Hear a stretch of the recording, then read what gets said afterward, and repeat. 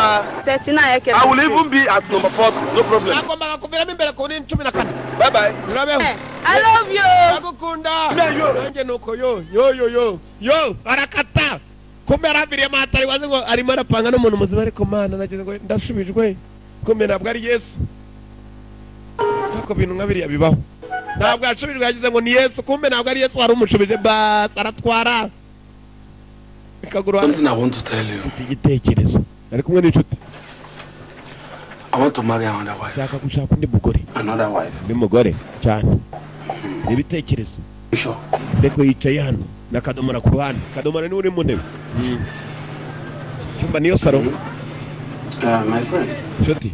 You really tried. Of course, you have really tried staying alone. It's not easy. Not easy at all. For one to stay alone without a wife. 17 years. 17 years. Ah. Yeah. Have you seen anyone to marry? Problem. There are so many women out there. But there's no wife. And I'm still searching. All right. So I'm now in the know. Put my eyes.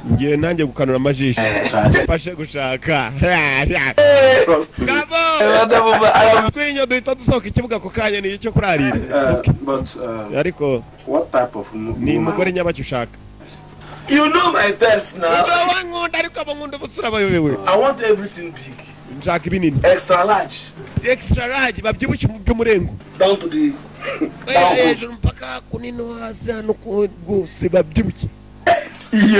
she must be very fair. Yellow purple with enough stretch marks. Stretch marks fit me well. In fact, it gives me the kick. Do you know what you are saying? See, if she sleeps and snore, better. Snoring? Yes. Snoring, if she has enough snoring.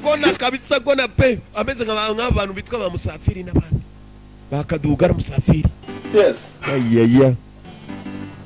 Okay. This girl who stays around where I'm walking. Try and see her. She has enough stretch marks. Then you need. Then she can snore. She snore. This girl can snore. Have you ever had someone?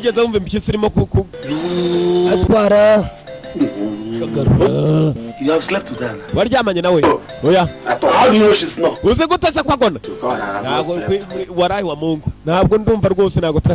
I will bring her next. Hey, it's urgent.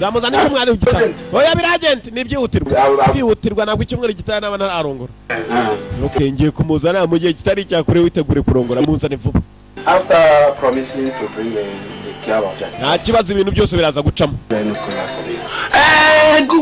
Provide something first. Get something. I'll make sure that I try my best. What's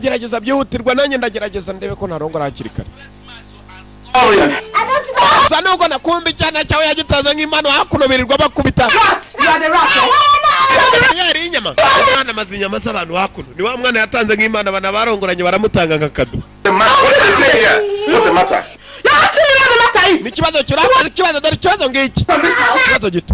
Come here. What did you do this time? Did I just finish cooking and the next minute the whole meat in the soup pot is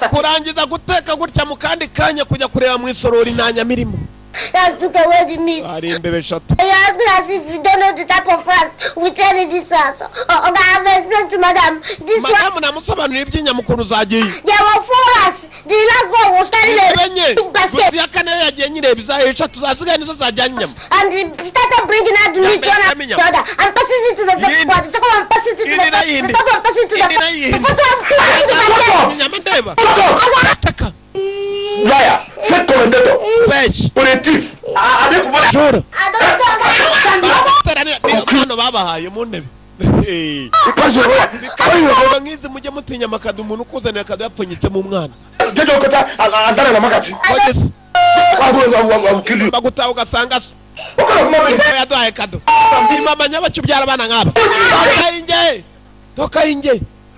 Relax. He passes to this one. He passes to this. What is wrong with you? Baby, tangi nyama yere inyama cyase mazenguno ne gwimbana zo za stanza abagabo bakunda inyama.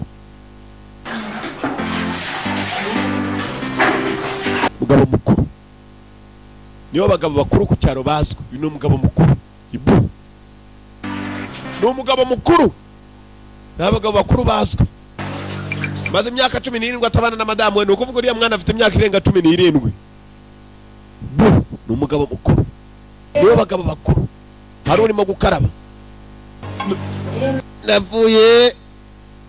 Ni umugabo mukuru. Mama we aranyabiranya. Umugabo mukuru. Niyo bagabo bakuru. Ni umugabo mukuru. Bagabo bakuru.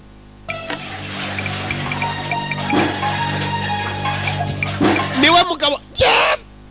Ni umugabo mukuru. Hey.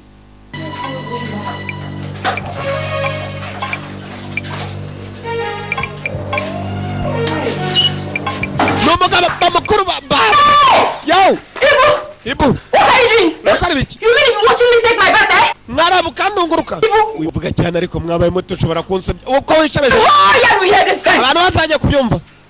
See, it's not my fault. It's not my fault. Ntabwo bitewe nanjye. It's just I'm looking for a wife. Ndimo ndashaka umugore. Marry me, eh? No, urashaka. Because you want to marry me, you first see my nakedness. Kubera kushaka kurongora umugore ugomba kwanza kumurunguruka. Seeing is believing. Eh, you have seen.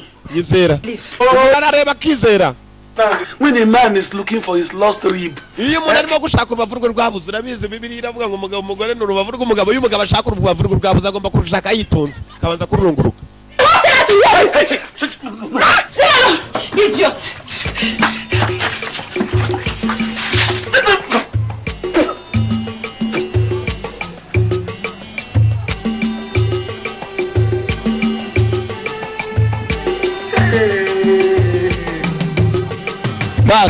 Go.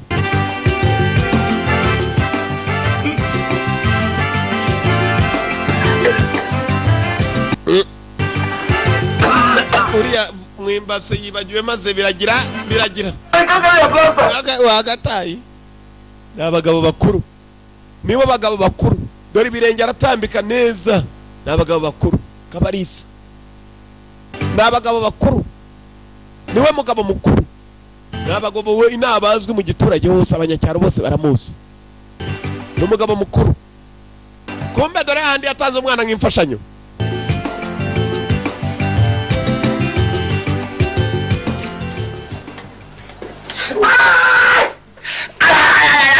Yabat yagize mibirenge kumbe ubu butega inzoka. Bugatega n'imbeba. Katakiye. I'm sorry. Agashibuka mama we dapfuye. Ihangane. I'm sorry. Ihangane. But how did you get your feet into it? Uwinjije gutema ikirenge amaho ndani. Kandi imbeba ukinjamire. Was set right inside my shoes. Ari mu nkweto zanjye. In your shoes? Mu nkweto. God. But how did you get into your shoes? Who else would have done this? It not this wizard that lives to us. Nago mbizi. Ngo bamage bamana witwa mwo. Mwana ari hano tesha abantu umutwe. Tante wawe taryari. Tante kuva ryari unyicira umugabo tante kuva ryari. Up in the shoes. Abishiza mu nkweto. Yamo. So you set a rat trap inside my shoes. Ngo washiza gatako kimbeba mu nkweto zanjye.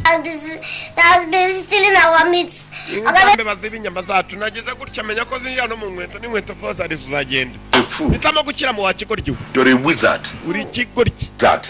You're a bullfrog. In fact, more. You're a rat. You know. Honey, please now. Eh? You better send this thing away from this house before he... No, Auntie. Agashin cannot kill a human being. Aga,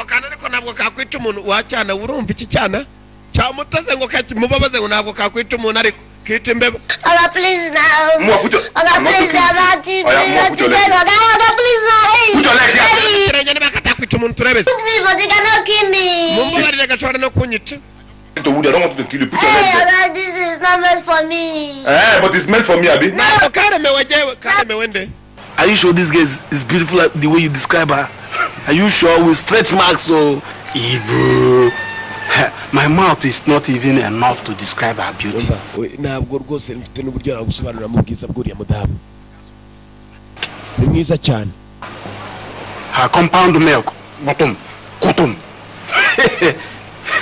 Uburyo tayime byonyine ni ibintu bitoroshye. Why is she not here? Don't worry. Ntabwo ari hano, araza ryari, araza kuza we nugira ikibazo. She will want to come late so that you can feel her importance. Mukanya gataraza kuba ari hano nawe uraza kumwiyumva muramureba ubyiyumvamo. Ugomba kumushaka. The dead one or the one you are yet to see? My fiance. You are still not correct. Ndashaka kubona fiance wanjye. Who is your fiance? Ni fiance wawe. But you have not met before. Uyu mutaranahura ngo ni fiance wawe. Okay, it's true. It's true. Uvuze ukuri. Bas. Washaka guhimyate umugore mwiza. Dibari. Bas.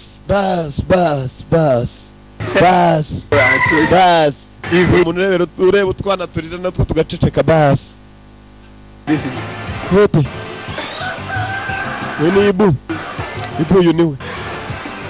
Bas. So let's go inside. Let me go and look for something for you to drink. Don't you worry. I'm in a hurry. I'll come on Sunday to see you. Ntugire ikibazo. Uzandihuta zagaruka ku cyumweru tubonane. and take something. Ay, bas. Send me to somewhere. Naro twagombaga guhura. Ndaza ariko vuba nzagaruka. Bas. So you come back on Sunday. Cyumweru zagaruka. Bas. Uzagaruka. Bas. Bas. Let us go and Meriches. you go. Bas. Wachaka guhimyate bas. We wiroba. Let us go and Werekeza umuntu. Bas.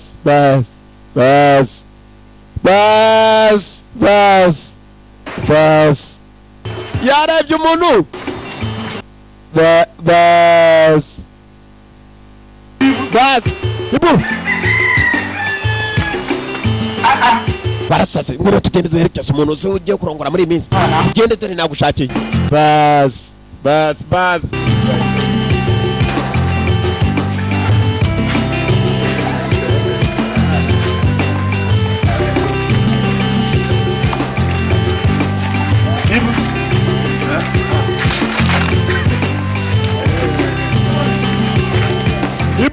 Ibu kumbari mana reba. Bas. Ntakibazo tujya tugirega araza akagenda. Nta kibazo kijya. I trust you. Mu byukuri.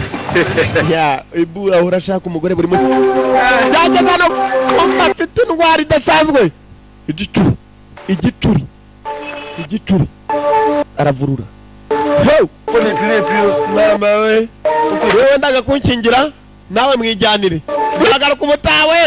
Ntabwo nyimushaka. Marry her today. Ngomba kunkingira ngo nawe uyu munsi. Igituri. Kubera ubwoba cyarayobye ikigabo kirenga ni wacu mu rugo. Umugabo yarenze ku rugo nawe arirukanga atare bajya. Bate kuri kiwambazi bas. Nawe arakata mama we nazi nawe yerekera. Umuntu ngo igituri bareba. Ibu. Zamagara Ibu. Ibu yaratangiye. Umudamu ni iryankurye. Mwitondera abantu mutazi. Niyo mpamvu umuntu najya kugira agomba kubanza agaperereza. Ese umuntu ameze gute? Nta ndwara afite idasanzwe. Please. Ese neza cya gipeti bakizanye mu rugo mu modoka muri aho. Yageze ko kivuye i Burayi kombe n'ibibazo bikizanye cyategaga abantu tunuza dufata imbeba. Thank you so much for the present. Sit down in your house.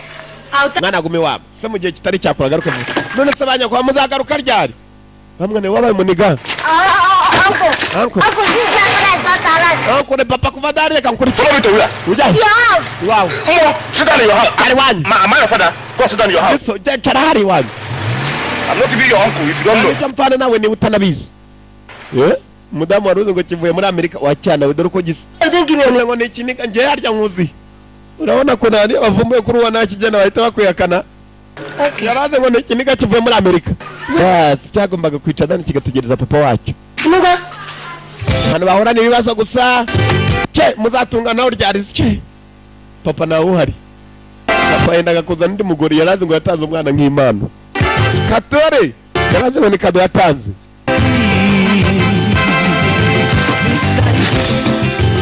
Ibu dore inzu harya hasi, dore inzu rugarika.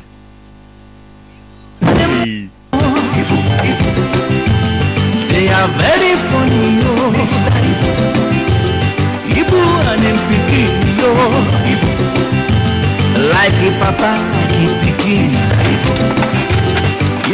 Nibwo buzima bw'isi. Your life. That's life.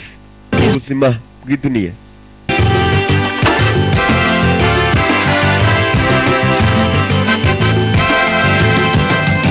He get you one man, in name na Mr. Ibu. Him get you one pikin, in name na more. The two of them, they're very wonderful.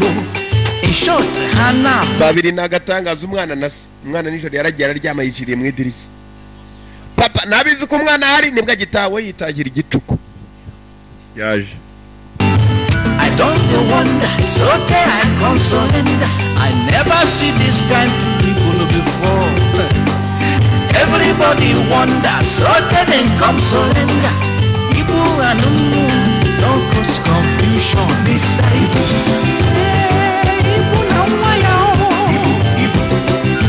like a papa, like a pikin. Like a father, like a pikin. Pikin umwana. Son. They don't cause confusion.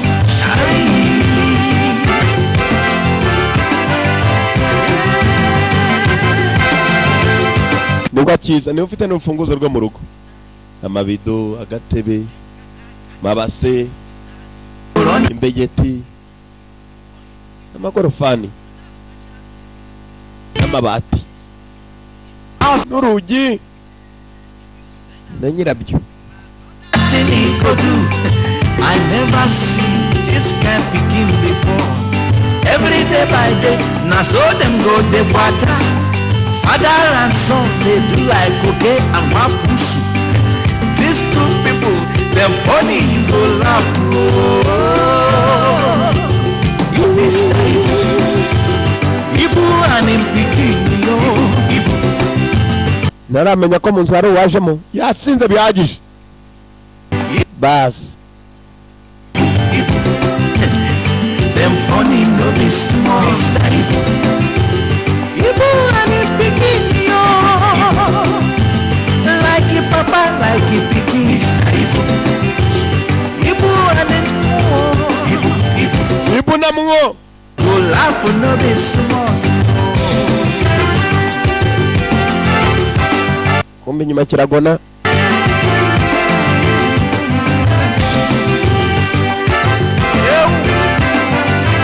Babanje akarura amaso mu cyumba cyuko yakaryamye. Mwana arahindukira mukozaho udutoki. Aragona mutera utundi dutoki. Napoi! Napoi! Napoi! Ngabo! Aseju ngabo! Mudari rukari! Yari kana mu gituko n'agatimbwe karabakurikira. Ko yirukana ikigori gikirakurikira. Papa n'umwana. Bakiriwe ku nganze, wese ku nganze. Uri ikintu nyabaki, wose uri ikintu nyabaki. Nakuri papa nyabaki, umwana akagarura. Uranganze nanjye uranganze. Bavuye mu buriri bashyushye. Natangaje. Nikaduga neza nagahunguke.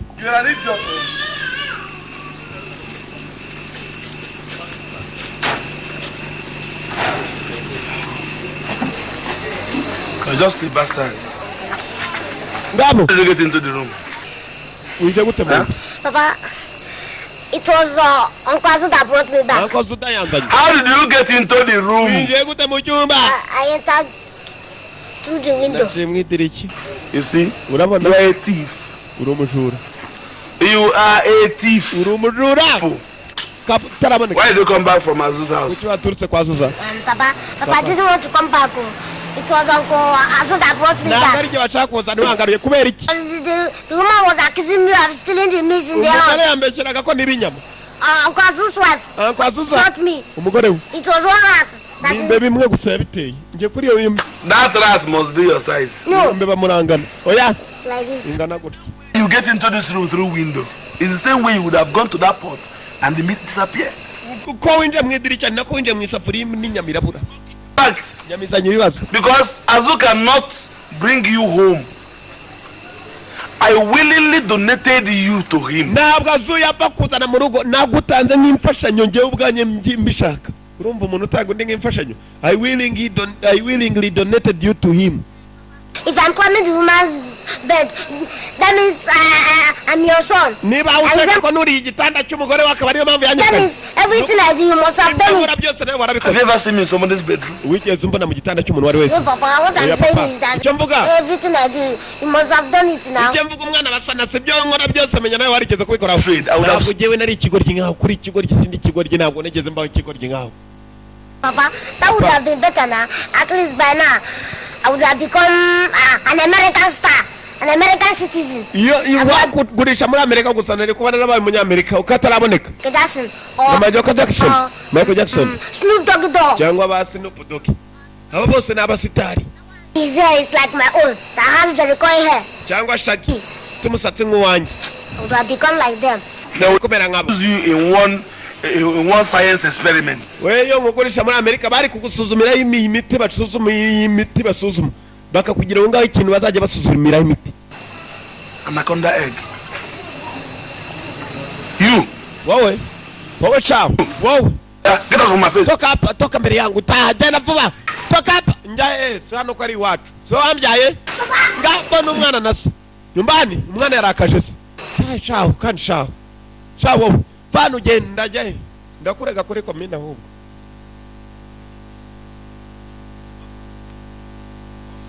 I will pick you up.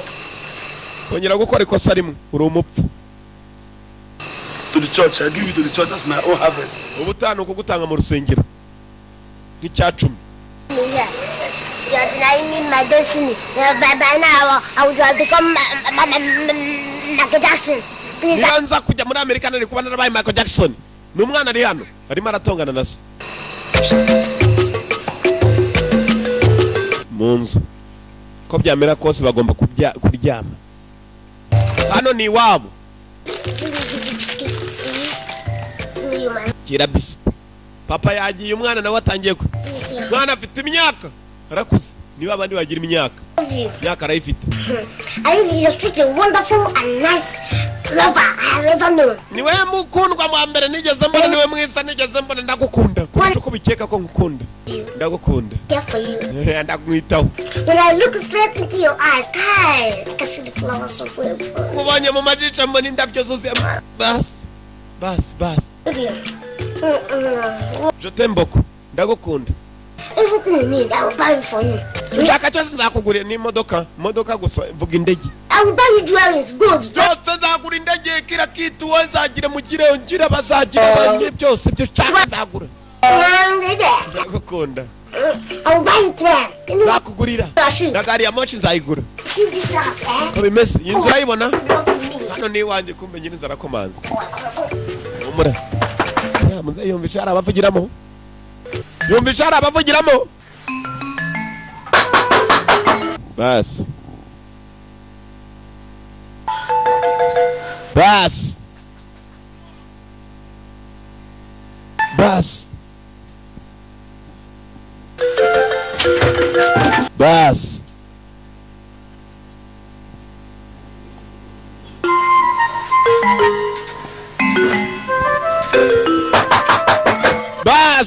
Papa umwana yaje. Bas. Ninuwa kumba ari aramwica mu kintu ari ndani. Yitangira kwibyimya nk'icyari gisinziriye ari uwo cyabwiraga ngo kizamugurira gari ya moshi. Bas.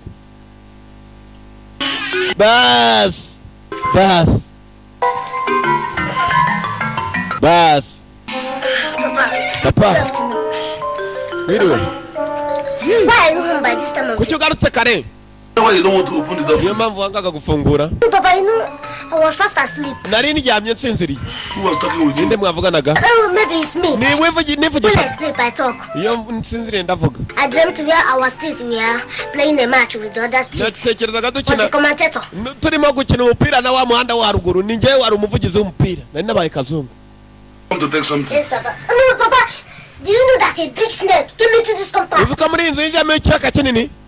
Wendaga gushakisha umuntu uri muri iyi. Where is it? Have you killed it? Iyo nzoka iri. Wayice? Ntabwo nayice yinjemo hano indani nyireba. Muri iki kinuza hano. Yinjemo muri imbegeti ndeba. How snake is that there? Irimo indani hano. Kumbe harimo umuntu yabitsemo. N'imyenda. Igisohore hanze. Ntugifungure iyo nzoka idacika.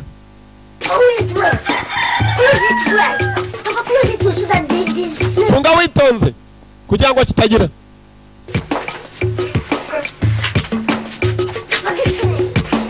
Gira.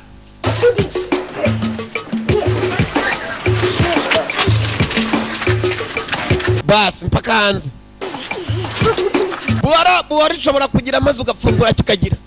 Mwana kumba arimo arapfundikirana Rwanda nacyo papa aramutse abonye ibirimo. Nibwo yamenya ko iki cyana gikuze. Ugahita cyohereza hanze y'urugo. Bas. Tonde papa uri murayirika cyane ishobora kuviramo aho ngaho. Tonde irika werekeza hakuno. Hamwe hari umwenge niwe kibanza. Kigahisha. Yamunze ushaka icyo kwikubitisha. Don't allow it to escape. Ntuyemerere gucike. Not allow to escape. Gira yinjiye mu nzu gira cyangwa batugirege nawe nakubeshyaga ko inzari yanjye atari yanjye ntabwo izi yariye ukobwa yaratangiye imosha nzoka irimosha izi nzoka ziragenda rwose inzoka yagiye yageze hanze umwana yagize inzoka yagiye umwana yacuritse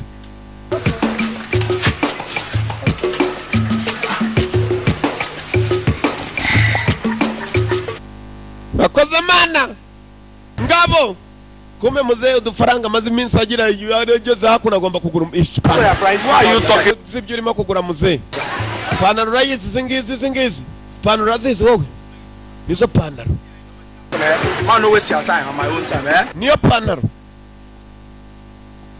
rayizi panaro Man to sell this thing.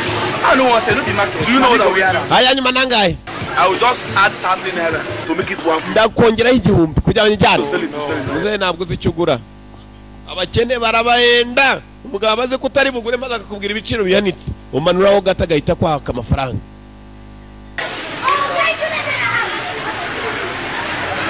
Bas niyo mpamvu ubona abakene rimwe na rimwe baguma mu bukene barabahenda. Zareba umukire agiye kugura ikintu bamubwira uvuga utuyara nakijyana reka no kumukanga ariko mukene ubuzi ko atitayeho ukamubwira ibiciro bihanitse no bahasi hejuru akiva inyuma yikora hahandi agahita avanayo kashi. How for you?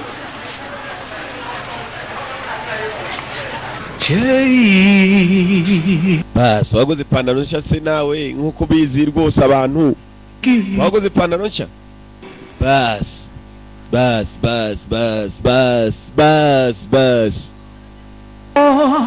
Ibu, they are very funny, yo. Mr. Ibu and him picking, yo. Ibu. Yes.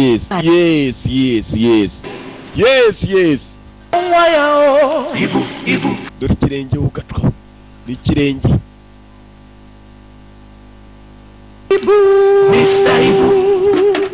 Ibu and him picking, yo. Ibu. Like Kirenge abantu rwose baba bafite ibirenge nguwo. Ibu. Bas. I like picking, Mr. Ibu. Mekuna teka muhizi, yo. Ibu. Yes, bas. Yes. Ibu. Yes. Kill Bas, yes. Ibu. Stop causing confusion, Mr. Ibu. Hey, one day. Papa. Papa unaturuka I trouble. I went to play football. Mr. Ibu. najya gukina umupira Mekuna teka muhizi, yo. yari ibyaye yewe cyangwa usa na sogokuru wawe kweli se wakubyaye ubwo turasa nawe Like not a new one. How does it concern? waguze inshyashyo ndati cyane. Papa, I'm hungry. Papa ndashonje This is money. Now you go there. Sindarya Give you some. nari mbabwiye bagira icyo bagushyiraho hepfo kuri ka kanuza baragira Give me my trouser. n'ipantaro yanjye Give me. shaka kwambara sha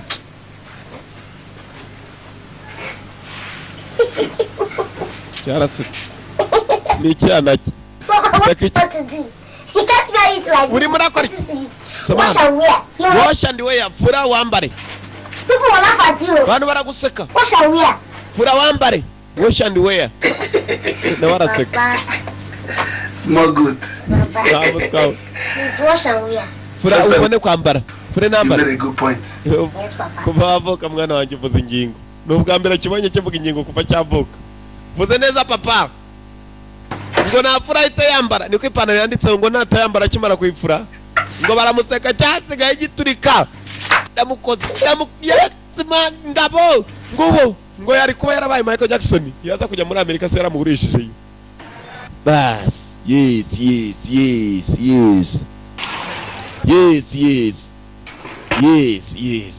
Fura wambare. Wash and wear. Yes. Ibu. Like a father, like his son. Mr. Ibu. Yes. Ibu anemuo. Ibu. Uyu mwana na undi kananga yigeze abona muri iyi dunia. Kereka kananga yiboneyeho. Usibye ko atamuvuga. Somebody. Wash and wear. Like a papa. Fura wambare. Mr. Ibu. Kiraseka. Na kananga na kavaga kirabona kuri iyi dunia. Ya Mungu kereka umwe. No be small. Wash and wear. Fura wambare. Yes. That's what I said. No, you can wear it. Bimeze sawa. Dore inyubako. Cyarasetse. Kiri kuri papa wacyo. Papa. Ni style, wash and wear, ni technique, ni style. Italian pants. Basa bakubona bo barabizi ibintu barabizi abantu barabizi. Papa, where are you going?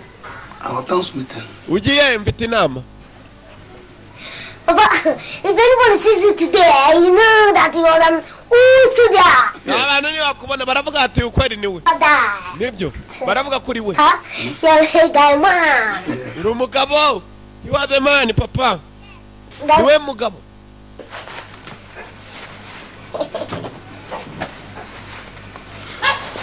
Push and go inside.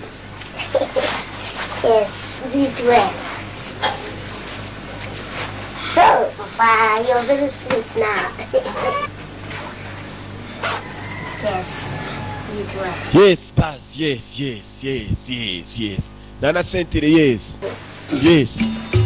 Yes. Kamambira kuramiza avuye kogera amashyiramo izindi nziza za style. Yes. Abo ni bakaduga bakiva mu cyaro. Yes. If you like. Yes, agiye kureba wabaye boss we wa mbere Tony. Yes.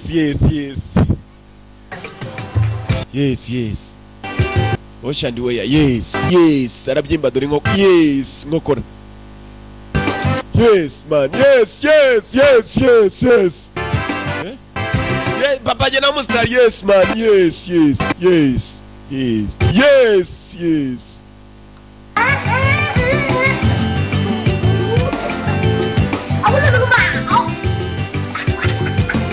Hey, uyu ni umwana we. Yes, umusitari wa mbere bahuye yaraturitse araseka. Ni umusitari nguriye ngo ni umukarateka.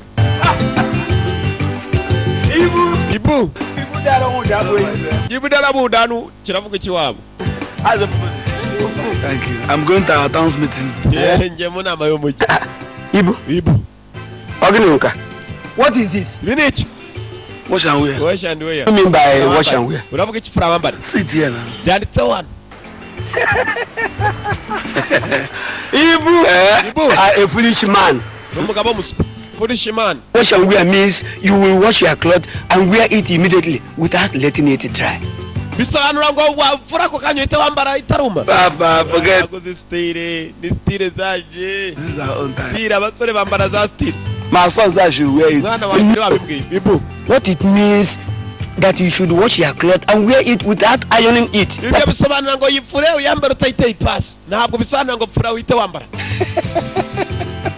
Is that one a human being or a ghost? Uwo wakubwiye gutyo ni umuntu cyangwa ni umuzimu. Back and get. Twamwo. Can't you see how people are looking and laughing at you? Nagure ko abantu bari kukureba bakanaguseka. Barakureba bakanaguseka.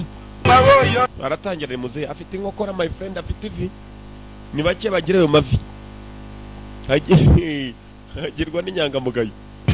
Ibu yaratekereje ibintu akoze ntibibaho cyangwa rizariho kuva yavuka. N'ubwa mbere abonye umuntu ungana nkaho akora ibi, nako n'ubwa mbere yibonye. Let me just go quickly.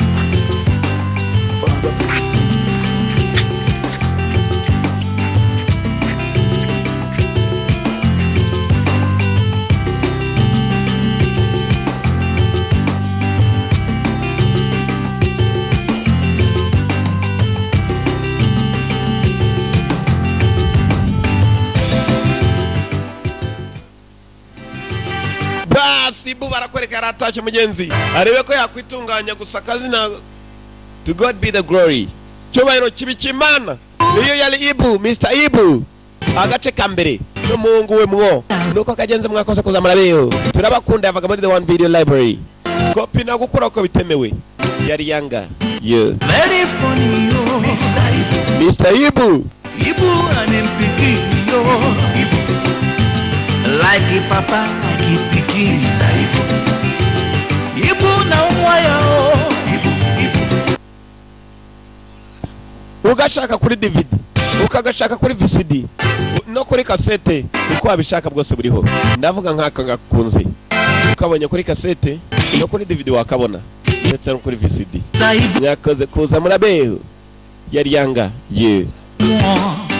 The two of them, they're very wonderful. In short, Hannah, be very to-the-full.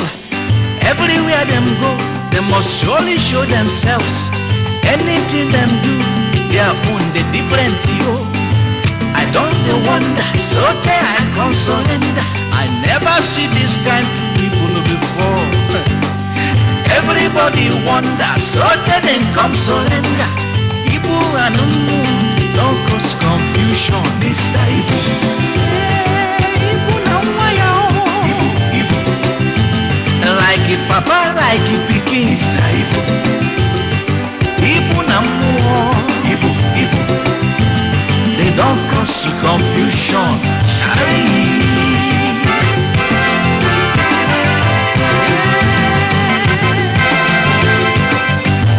No kind work when Mr. Ibu no go do. But when kata bust, Mr. Ibu go run away. More in picking, another special case. He very stubborn, his mouth is sharp like razor. If you send him something, another thing he go do.